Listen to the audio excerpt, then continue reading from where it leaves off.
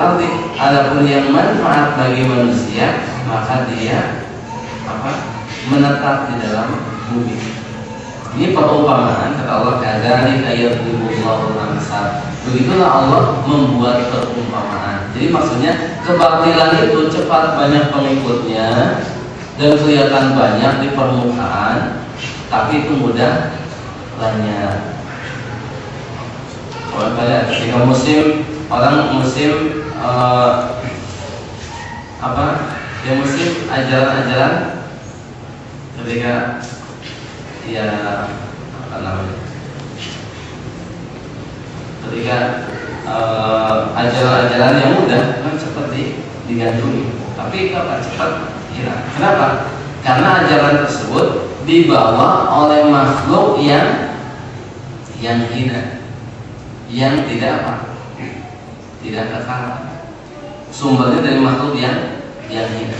Sedangkan kebenaran itu bersumber daripada zat yang maha al-hayy, yang maha berdiri sendiri, yang tidak ada akhirnya. Dia akan meresap ke dalam bumi. Ini gambarannya. Kemudian kita menginjak ke dalam syubhat pertama. Sebenarnya syubhat pertama ini sudah dibahas dalam kemarin pada bedah buku, karena ini kitabnya pengarangnya sama. Tapi nggak apa-apa. Mungkin bagi hadirin pengulangan, mungkin bagi yang mendengar, yang belum mendengar adalah untuk supaya tahu. Dan ini walaupun sudah sering dikaji, tetap aja ada yang bertanya gitu. Masalah syubhat yang pertama adalah sering para pembela tauhid ini, baik dari kalangan tadi ad'iyah salafiyah, para pengaku salafi, atau orang-orang yang terpengaruh di dalamnya, mereka mengatakan bahwa para penguasa ini mereka bukan kafir akbar, tapi kufrun duna kufrin, dengan menyandarkan ucapan itu kepada Ibnu Abbas radhiyallahu taala anhu. Di sini kita katakan bahwa tidak ada satu permasalahan pun melainkan ada perselisihan di dalamnya. Sekarang orang Islam berselisih dengan orang Nasrani.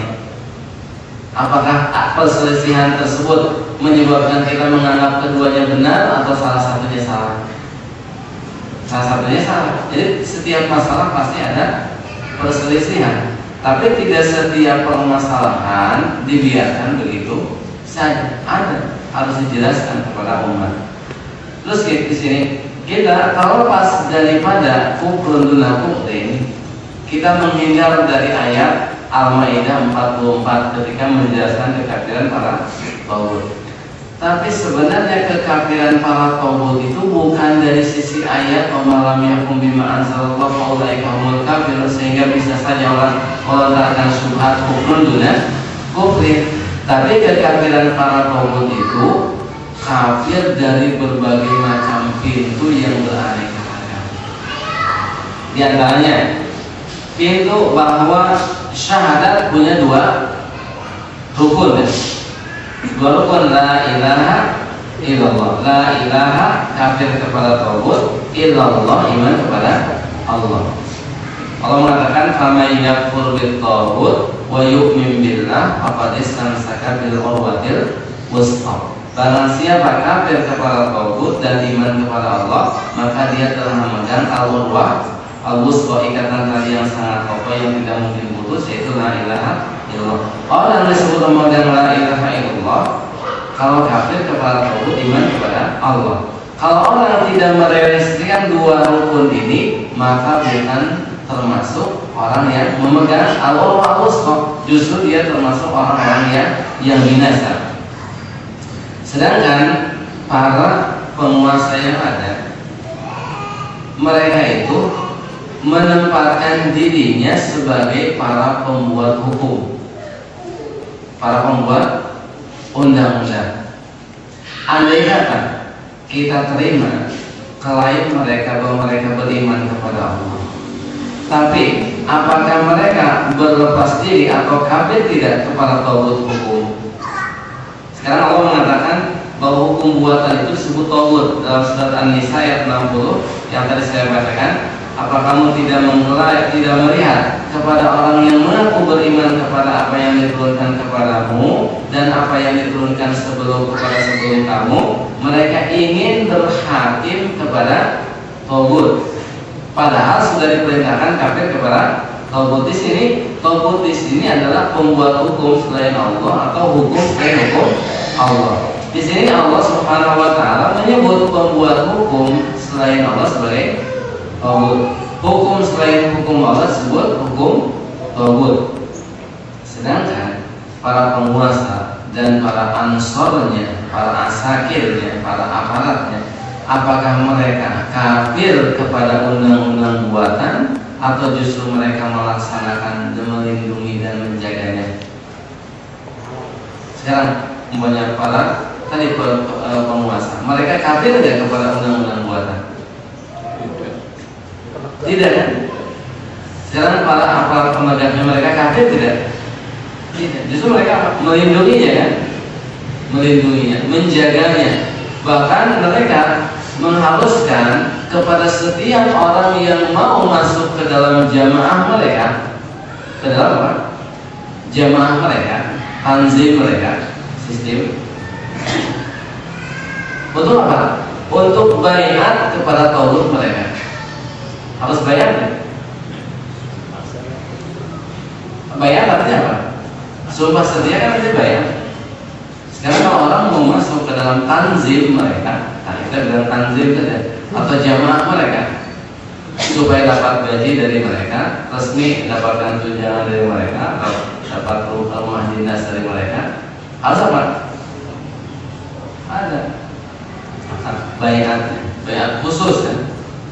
Bayar apa? Khusus, bukan bayar loyalitas kepada Allah dan hukumnya, tapi bayar setia kepada Tuhan mereka. Apa? Tuhan, ketuhanan yang Maha Esa. Allah bukan Allah. Ketuhanan yang Maha Esa di sini adalah untuk burung itu. Burung Garuda itu Tuhan yang Maha Esa. Tuhan ini melindungi Tuhan-Tuhan yang lain. Karena Pancasila itu kan agama, punya Tuhan. Burung itu dalam agama ini melindungi agama yang lain, Islam, Hindu, Buddha, Protestan, Katolik, Konghucu. Itu kan agama yang punya Tuhan kan, masing-masing. Nah, tadi agamanya dilindungi oleh agama ini, agama Islam Hindu yang dilindungi oleh agama Pancasila. Tuhannya dilindungi dengan Tuhan burung itu. Itu juga yang Maha Esa itu. Sebab itu kalau sekarang orang Nasrani menginjak lafaz Allah dikenakan sanksi. Ada nggak undang-undang barang siapa menginjak lafaz Allah atau kalimat-kalimat yang menunjukkan pengagungan terhadap Allah dihinakan, maka akan dikenakan pasal subversif atau pencolengan? Ada tidak? Tidak ada kan? Tapi kalau menginjak burung tersebut, karena berarti itulah Tuhannya yang mereka agungkan. Itu Tuhan yang Maha Esa. Kan harus sumpah setia kepada Tuhan yang Maha Esa itu Pancasila.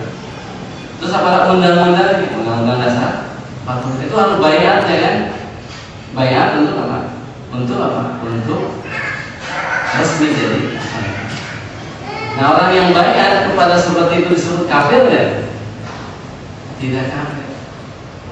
Nah, sedangkan Allah mengatakan fama yakfur bil taghut wa yu'min billah faqad istamsaka bil urwatil wuthqa. Barang siapa kafir kepada taghut, iman kepada Allah, maka dia telah memegang al-urwah al-wuthqa, ikatan tali yang sangat kokoh. Jadi kalau mereka iman kepada Allah tapi tidak kafir kepada taghut, tidak menjadikan mereka sebagai orang yang memegang al-urwah al-wuthqa. Sebagaimana orang kafir Quraisy, mereka mengaku iman kepada Allah tidak?